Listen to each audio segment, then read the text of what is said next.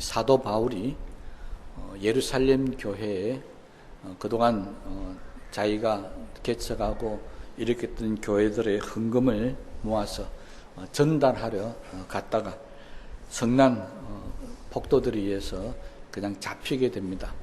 그래서 거기서 무려 가이사라라는 곳에서 2년간이나 감옥에 감금되어 있었습니다.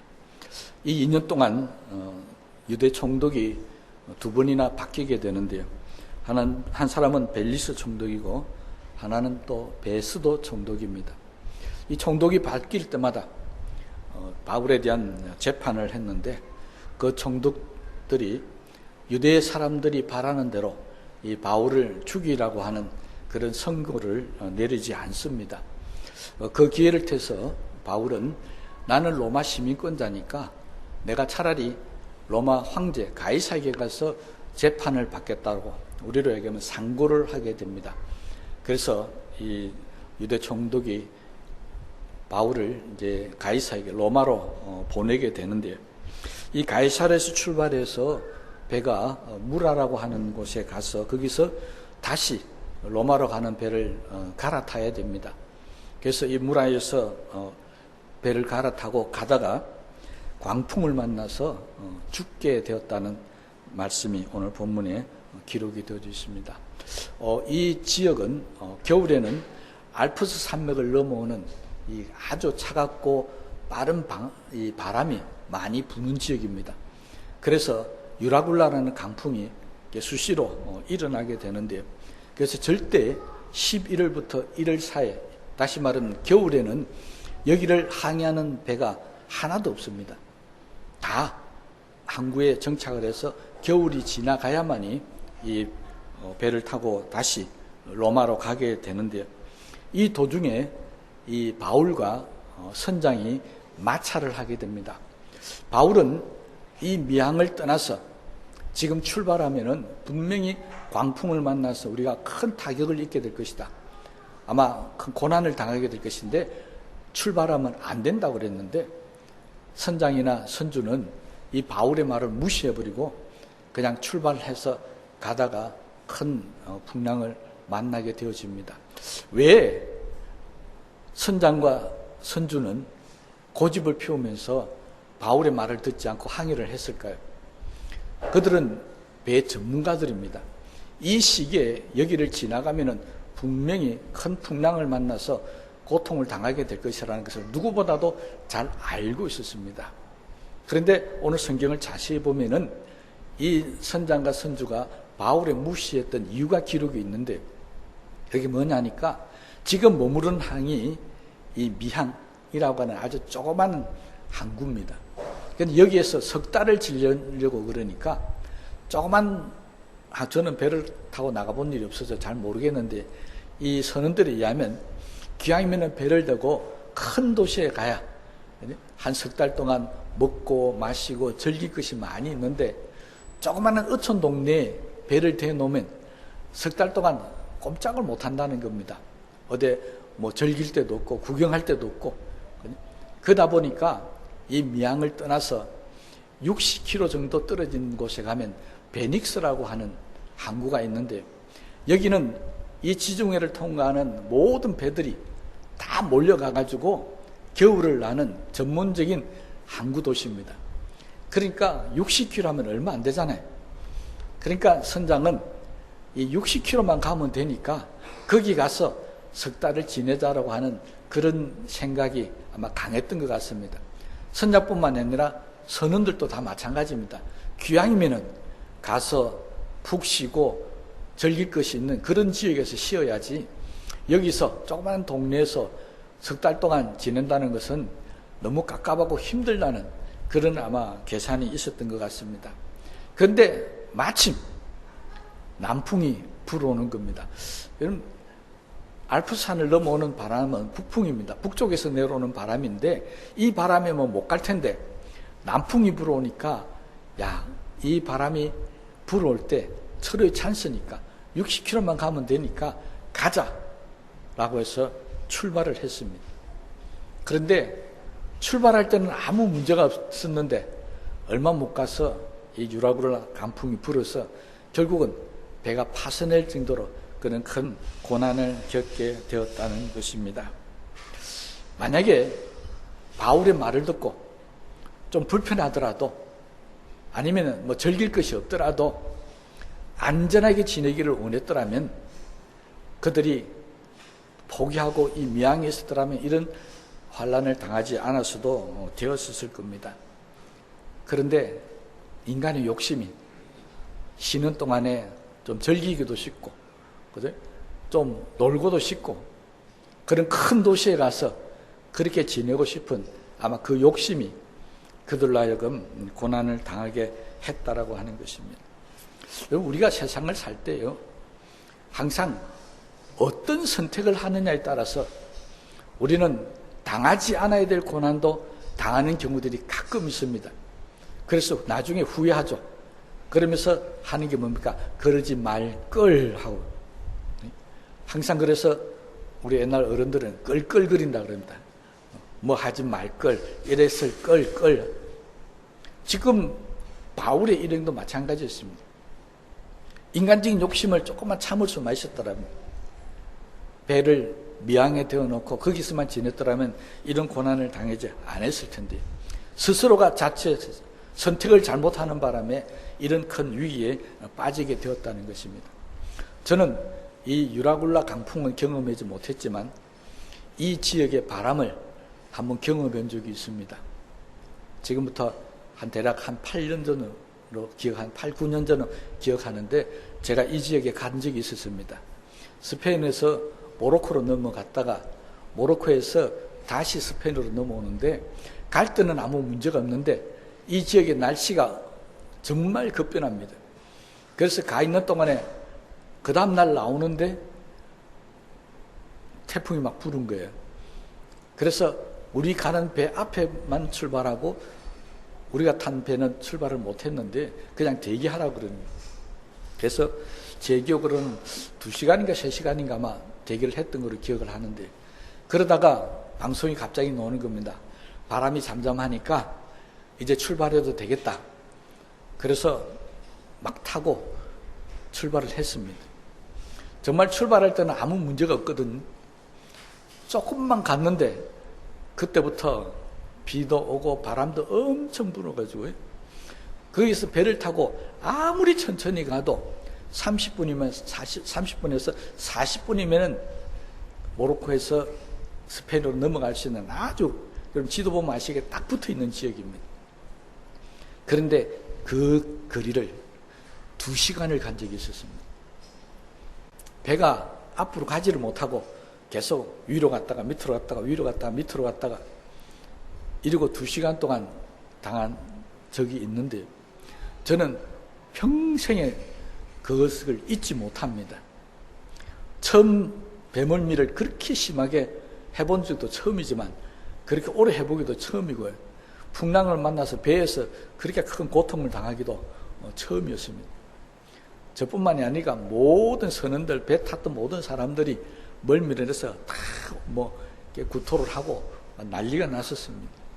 지금도 배를 타기 전에 반드시 확인하는 게 2가지가 있습니다. 하나는 멀미약, 하나는 바람이 어느 정도 불까.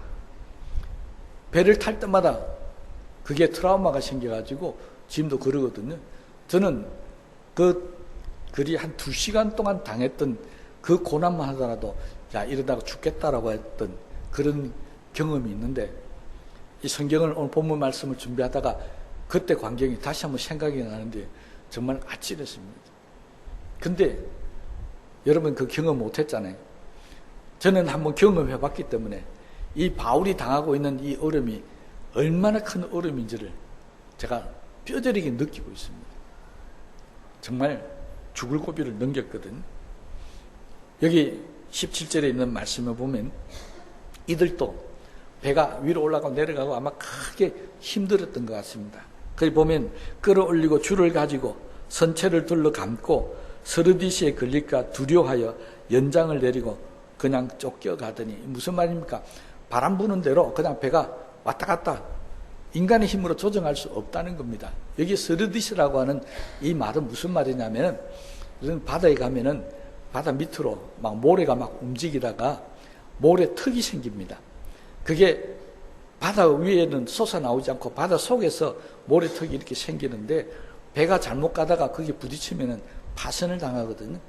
그러니까 더군다나 파도가 강하게 치니까 아래열로 막 움직이니까 배를 가볍게 해서 이 스르디스에 부딪히지 않도록 모든 짐을 다 버려야 했다는 것입니다. 그러니까 짐은 다 잃어버리더라도 목숨은 살아야 되겠다. 그것이 아마 그들의 간절한 바람이었습니다. 이 배가 지금 어디로 가는 배라고요? 로마로 가는 배입니다. 로마로 가는 배라는 것은 이 안에 수많은 귀한 보물 같은 것들, 기중품들이 많이 있었다는 것을 증명하고 있습니다. 그런데 내가 죽게 되면 그게 무슨 소용이 있겠습니까? 그래서 그들도 다 버려버렸다는 것입니다. 겨우 목숨만 건질 수 있는 그런 상황인데 거기서 끝이 아니었습니다. 20절 말씀을 보면 여러 동안 해도 별도 보이지 않고 큰 풍랑이 그대로 있음에 구원의 여망마저 없어졌더라. 제가 아까 뭐라고 했으면 저는 2시간만 겪어도 죽을 것 같았었는데 이들은 여러 날 동안 이 어려움을 겪었는데 성경은 이렇게 합니다. 해도 달도 보이지 않더라는 것입니다. 그러니까 얼마나 짙은 구름이 밤낮으로 있고 바람이 불어왔는지 짐작을 해볼 수 있습니다. 선원들은 바닷가에서 별이 떠야 방향을 잡는다 그럽니다. 그러니까 별을 보면서 저리 가야 되겠다, 이리 가야 되겠다는데 별도 안 보입니다. 해도 안 뜹니다. 동서남북을 구별할 수 없는 상황이 되었다는 것을 지금 이야기를 하고 있습니다. 그럼 이 결과 성경은 구원의 여망마저 사라지고 있었다고 기록하고 있습니다. 이 여망이라는 말은 우리말로 쉽게 하면 지푸라기라는 뜻입니다. 우리가 가장 힘들고 어려울 때 뭐라고 표현합니까? 사람이 지푸라기라도 붙들고 심증이다. 그렇게 표현합니다. 그런데 그것마저 없어졌다는 것입니다. 그러니까 지푸라기라도 잡으면 살 수 있는 희망이라도 있겠는데 그것마저도 잡을 수 없는 그런 상황이 되었다. 다시 말하면 모든 것을 포기할 수밖에 없는 그런 상황에 이르렀다는 것입니다. 이제는 죽기만을 기다릴 수밖에 없습니다. 정말 삶의 끝이라고 생각했던 이 순간에 바울이 나타납니다. 그리고 22절에 이렇게 얘기합니다. 이제는 안심하라. 너희 중 아무도 생명에는 아무런 손상이 없겠고 오직 배뿐이리라. 여러분 다 죽겠다라고 생각하는 그 순간에, 지푸라기도 잡을 수 없다라고 하는 절망적인 그 순간에 하나님의 사람이었던 바울이 그들 앞에 나타나서 이제는 안심하라라고 했다는 것입니다. 여러분, 이 말이 사람들에게 위로가 됐겠습니까? 아마 선장이 이제는 안심하라 했더라면 배 안에 탔던 사람들이 안심할 수 있었을 겁니다. 왜? 선장은 전문가니까요. 그런데 죄수로 잡혀가던 배에 대해서는 아무것도 모르는 바울이 갑자기 사람들 앞에 나타나서 이제는 안심하라라고 하는 겁니다. 믿을 수 있겠습니까? 안 믿을 겁니다. 여러분은 하나님에 대한 믿음을 가진 사람입니다. 저도 믿음을 가진 사람입니다. 저도 가끔 그런 생각이 듭니다. 제가 설교할 때마다 하나님이 축복하실 겁니다. 구원해 주실 겁니다. 도와주실 겁니다. 기도 응답해 주실 것입니다. 암만 설교를 해도 가만히 보면 기도 안 하는 사람 있습니다. 믿음으로 살지 못하는 사람이 있습니다. 하나님을 믿는 사람들끼리도요. 하나님의 말씀으로 근면하는데도 안 듣는데 하나님을 믿지 않는 사람들, 그 사람들 앞에 바울이 지금 나서서 안심하라고 하면서 그 안심하라는 근거가 뭐냐니까 하나님의 사자가 내게 나타나서 말씀하셨다는 것입니다. 불신자들이 믿겠습니까? 택도 없을 겁니다. 여러분, 우리 인생이 가장 힘들 때, 내가 가장 고난과 어려움이 다가올 때 하나님은요, 어떤 사람을 통해서라도 나한테 말씀하실 수 있습니다. 이제는 안심하라. 두려워하지 말라. 내가 책임져 주겠다. 우리는 기도할 때나 또는 이 말씀을 들을 때 하나님께서 나한테 그런 말씀을 하시는 것을 들을 수 있는 귀가 열려져 있어야 되고 믿음이 있어야 합니다. 그래야 그 말씀이 내게 믿어지는데, 이 믿음이 없는 사람들이 안심하라는 데서 믿을 수가 있겠습니까? 하나님이 우리를 구원한다, 택도 없을 겁니다. 그런데 하나님은 이 바울을 통해서 이 풍랑 속에 있던 모든 사람들에게 분명하게 전한가하는 메시지가 있었습니다. 하나님의 복음이 있었다는 겁니다. 아무리 어렵고 힘들더라도 하나님을 의지하는 사람은 내가 지푸라기 하나라도 잡을 수 없는 환경 가운데 있다 할지라도 하나님이 함께 하시면 충분히 안심해도 된다는 것입니다. 여러분들이 어떤 어려움 가운데 있더라도요, 우리 이거 잊지는 마십시다. 내가 하나님을 믿고 내가 하나님 앞에 기도하고 하나님을 의지하고 사는 한 하나님은 항상 나와 함께 하셔서 내가 어떤 어려움 가운데 있더라도 나를 지켜주시고 붙들어 주실 것이다. 그러니 나는 항상 편안해도 된다. 안심해도 된다. 이 믿음 가지고 살다는 것입니다. 하나님은 바울을 통해서 이 배에 죽을 수밖에 없는 사람들에게 첫 말씀이 이거였습니다. 이제는 안심하라. 그 무슨 말입니까? 이제는 하나님께서 개입하시겠다는 겁니다. 이제는 하나님께서 역사하시겠다는 겁니다. 그러니 안심하라는 겁니다. 여러분, 우리의 삶에 하나님이 함께 해주시지 않고 하나님이 내 기도를 들어주지 않아서 우리가 염려하고 걱정하는 것이지, 하나님께서 나에게 함께 하시겠다고 약속하시고요, 하나님께서 나한테 안심하라 하는데 우리가 겁을 내고 두려워할 사람은 어디 있겠습니까? 여러분, 오늘 이 자리에 계신 여러분들, 이 말씀을 통해서 하나님 오늘 나에게 안심하라고 말씀하신다는 사실을 믿으시기 바랍니다. 이제부터 하나님께서 나와 함께 하셔서 나의 모든 어려운 문제와 힘든 문제를 해결해 주신다는 사실을 믿으시기를 바랍니다. 바울은 안심하라 하면서 근거를 댄 것이 바로 내가 섬기는 하나님의 사자가 나에게 말씀하셨다는 것입니다. 여러분, 이 성경은 하나님께서 우리에게 주시는 하나님의 말씀인 줄로 믿으시기 바랍니다. 그러므로 우리도 이제는 안심해도 된다는 사실입니다. 이것이 이 풍랑 속에 있던 바로 하나님 주시는 복음이었습니다. 우리가 어렵고 힘든 가운데 있을 때 하나님 우리에게 항상 약속하십니다. 내가 너를 도와주겠다. 환난 날에 나를 찾고 찾으면 내가 너를 만나주겠다. 이제는 내가 너에게 간섭하겠다. 역사하겠다. 안심하라. 얼마나 감사합니까? 이들이 풍랑을 만나지 못했더라면 하나님도 만나지 못했을 겁니다. 그래서 성경의 많은 성경 기자들은 고난당한 것이 유의라고 그럽니다. 왜요? 하나님을 만나는 기회니까요. 하나님의 내 삶에 관여하는 기회가 되니까, 나를 지키고 나를 붙들어 주시니까. 그래서 고난은 유익으로 받아들이는 사람이 있고 고난을 통해서 불평과 원망하는 사람으로 나누어집니다. 그럼 저와 여러분들은 이 고난을 통해서, 내가 당하는 이 어려움을 통해서 하나님을 만나는 기회가 되시기 바랍니다. 하나님의 말씀을 듣는 기회가 되시고요, 내 믿음을 다시 한번 확인해서 하나님을 의지하는 믿음의 사람이 될 수 있게 되시기를 주님의 이름으로 축원합니다. 이것을 경험한 사람만이 우리도 다른 사람에게 말할 수 있습니다. 예수를 믿으십시오. 예수님이 당신을 구원하십니다. 예수님이 우리의 기도를 들으시고 우리의 모든 문제를 해결해 주실 겁니다. 그러니까 안심하십시오. 예수 믿고 편안하게 사십시오. 이렇게 우리도 전할 수 있어야 한다는 것입니다. 이걸 경험하지 못한 사람은 절대로 전할 수가 없습니다. 내가 경험하지 못했는데 어떻게 전할 수 있겠습니까?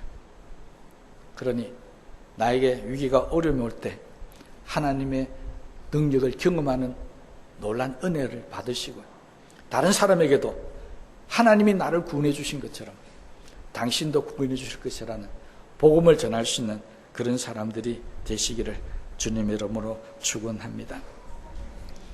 하나님은 이 사람들에게 나타나서 안심하라고 말씀하기 전에 바울에게 먼저 하신 말씀이 있었습니다. 24절 말씀을 보면요, 바울아 두려워하지 말라. 내가 가이사 앞에 서야 하겠고 또 하나님께서 너와 함께 항해하는 자를 다 내게 주셨다 하였으니, 바울을 보내면서 먼저 바울에게 하신 말씀이 두려워하지 말라였습니다.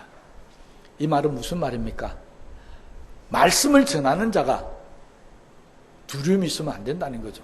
말씀을 전하는 자가 이 환난 풍파 가운데서 불안하고 염려하고 걱정하면서 사람들 앞에 나가서 하나님 우리 함께 하시니까 여러분 다 안심하십시오, 이게 안 통한다는 겁니다.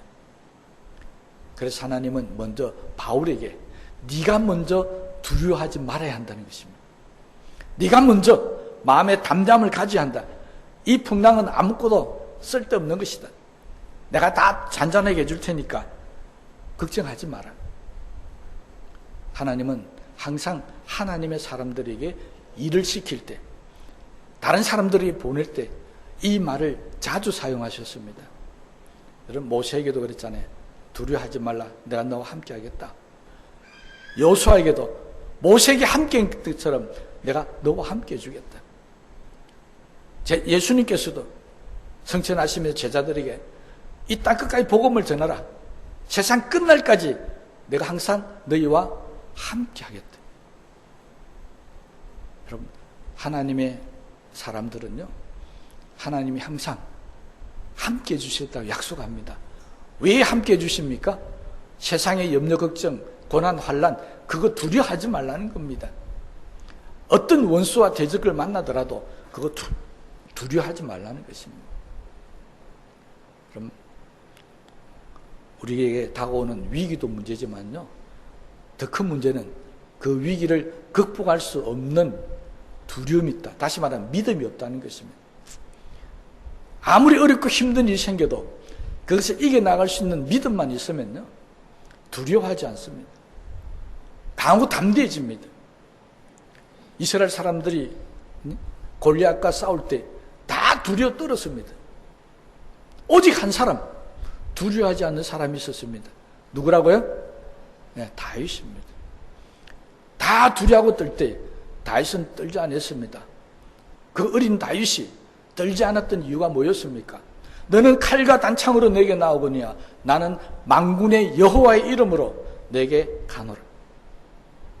다윗은 자신에게 하나님이 함께한다는 믿음이 있었습니다. 그러니 어떤 상황 가운데서도 두려워하고 떨지 않았다는 것입니다. 여러분 두려워하면요 숨습니다. 두려워하면 판단 능력이 사라져버립니다. 두려워하면 겁이 나서 나서지를 못합니다.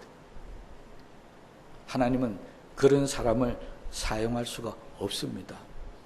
그래서 하나님은 항상 두려워하지 않도록 당당하도록 하나님이 함께 해주시겠다고 약속해 주셨습니다. 그 하나님께서 저와 여러분에게도 함께하는 줄로 믿으시기를 바랍니다. 그래서 하나님은 바울에게 약속하신 겁니다. 네가 먼저 두려워하지 말아야 된다. 내가 너와 함께 하겠다. 그리고 하나님은 두 번째로 바울에게 또 하나의 말씀을 하십니다. 네가 로마에 가서 가이사 앞에 서야 되겠다.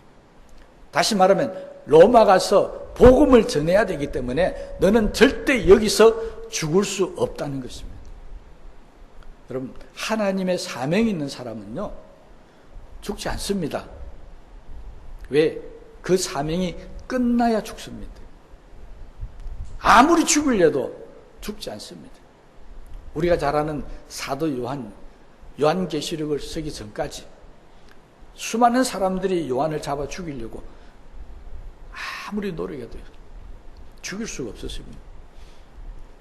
일설에 의하면 기름 펄펄 끓는 김을 가마솥에 집어넣어도 털끝 하나 상하지 않고 나왔습니다. 그 이야기 우리 잘 알잖아요. 다니엘 이야기도 압니다. 그렇잖아요. 풀무르 속에 집어넣고 사자굴 속에 집어넣고, 그래도 다니엘과 그의 세 친구들은 털끝 하나 상하지 않고 살아나옵니다. 왜 그랬을까요? 하나님께서 맡겨주신 일이 있었기 때문에 그렇습니다.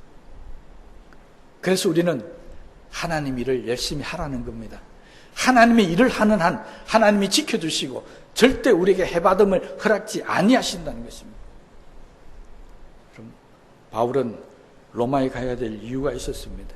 가이사에도 복음을 전하고 로마에도 복음을 전해야 되는 사명이 있었기 때문에 하나님이 끝까지 지켜주시겠다는 겁니다. 모세를 바로에게 보낼 때도 마찬가지입니다. 모세가 바로에게 갈 때 뭐 가지고 갔습니까? 지팡이 하나 들고 갔습니다. 군사들 끌고 간 거 아닙니다. 총칼을 들고 간 거 아닙니다. 그런데 바로는 당시에 최강국이었던 애굽의 왕입니다. 수많은 군사가 있었고 장군들이 있었고 칼과 창, 무기 엄청 많았습니다. 그런데 바로는 10가지 재앙을 당하면서 모세에게 그토록 수모를 당하면서도 모세의 털끝 하나 건드릴 수가 없었습니다. 왜요? 하나님께서 모세를 지켜주셨기 때문에. 바로도 어쩔 수 없었습니다. 바로가 그냥 모세를 보냈습니까? 아니었습니다. 10가지 재앙을 당하면서 온 애국 백성들에게 얼마나 형편없는 왕인지 자기 치부가 다 드러났습니다. 얼마나 죽이고 싶겠습니까? 그런데도 못 죽였습니다. 심지어는 보내놓고도 한이 맺히니까 군대를 동원해서 쫓아가다가 홍해에서 다 군대만 잃어버리고 말았습니다. 모세는 이스라엘 백성들을 이끌고 가나안으로 가야 되는 사명이 있었던 사람이었습니다. 절대 홍해에서 죽을 사람이 아닙니다. 절대 바로에게 죽을 사람이 아닙니다. 여러분, 저와 여러분들이 하나님의 일을 하는 동안에 하나님은 우리를 지켜주시고 우리를 보호해주신다는 사실을 믿으시기를 바랍니다. 어떤 고난과 어려움이 다가오더라도 하나님의 일을 하는 사람은 하나님 지켜주십니다. 다니엘이 포로로 잡혀갔고 요셉이 종으로 팔려가도 그들은 하나님의 사람이었기 때문에 하나님이 함께 하셨어요. 그들을 끝까지 지켜주셨습니다. 지켜주신 것만이죠. 총리로 만들어주셨습니다. 그런 하나님이 바로 우리가 믿는 하나님이십니다. 그러니 어떤 어려움과 힘든 일이 생겨도요, 나는 하나님의 사람이니까 여기서 절대로 내가 상하는 일이나 넘어질 일은 없다. 두려워하지 마십시다. 안심하십시다. 하나님은 나의 하나님이 되십니다. 이것만 믿으면 우리는 걱정 염려할 필요가 없다고 하는 것입니다. 하나님은 바울에게 이것을 깨우쳐 줬습니다. 너는 두려워할 필요 없다. 너는 하나님의 사람이니까. 네가 가서 저 배 안에서 저렇게 죽음의 고통 속에 있는 모든 사람들을 가서 안심시켜라. 그러니 바울이 하나님을 믿고 가서 안심하라고 했던 겁니다. 놀란 사실은 이 일을 통해서 37절에 있는 말씀을 보면 배 안에 276명이 있었다고 기록하고 있습니다. 이 276명이 한 사람도 다치거나 죽지 않고 모두가 구원받았다고 그랬습니다. 바울이 나서기 전에는 이 배에 있었던 모든 사람들이 구원의 여망이 없었다고 그랬습니다.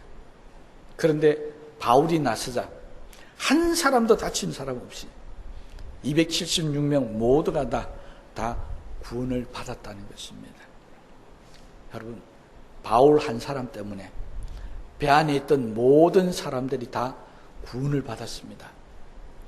우리가 잘 알죠?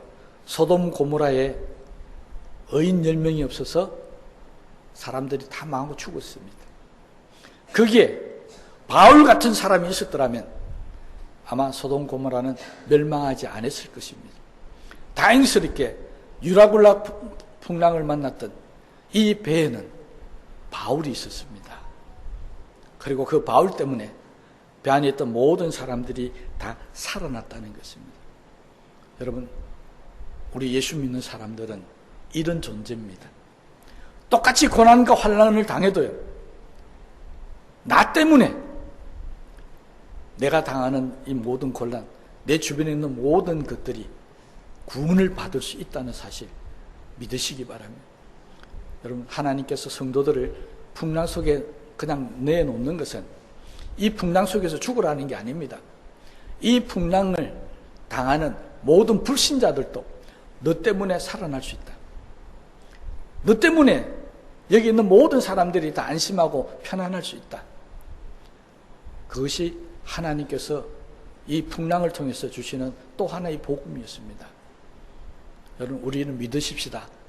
나 때문에 내가 있는 직장이 하나님의 복을 받을 것이다. 나 때문에 내 주변에 있는 모든 사람들이 염려하거나 걱정할 일들이 다 사라지고 안심하게 될 것이다. 하나님은 우리를 그렇게 사용하기를 원하시는 줄로 믿습니다. 우리 자부심을 가지십시다. 누구 때문에 잘 된다고요? 우리 회사가 잘 되는 것은 내 때문이다. 왜 안 믿어지십니까? 하나님은요, 우리를 그렇게 축복하셨습니다. 그래서 우리는 우리가 가는 곳곳마다 나 때문에 구원의 역사가 일어난다는 사실을 우리는 아셔야 합니다. 그래서 우리는 사람들이 가서 자신 있게 두려워하지 말고 우리는 전해야 됩니다. 안심하십시오. 하나님께서 우리를 지켜주실 겁니다. 하나님께서 나에게 말씀하셨습니다. 우리를 편안하게 해주실 겁니다. 한 사람도 다치지 않을 겁니다. 그러니 걱정하지 마십시오. 여러분, 우리 교회는 누구 때문에 잘 되겠습니까? 목사 때문에요? 누구 때문에요? 예, 나 때문이라고 우리 원근사님이 아주 크게 말씀하시는데, 원근사님 때문에 우리 교회가 잘 되는 것 같아요? 예? 갑자기 왜 또 말씀을 안 하세요? 우리 믿음을 가지자는 겁니다. 그잖아요. 믿음을 가지십시오. 그러면 지금까지는 몰라도 이제부터는 나 때문에 잘 되는 역사가 있을 줄로 믿습니다. 여러분, 우리 옆 사람하고 마주보면서 손을 꼭 붙드시고 이렇게 이야기합시다. 당신 때문에 우리가 잘 될 것입니다.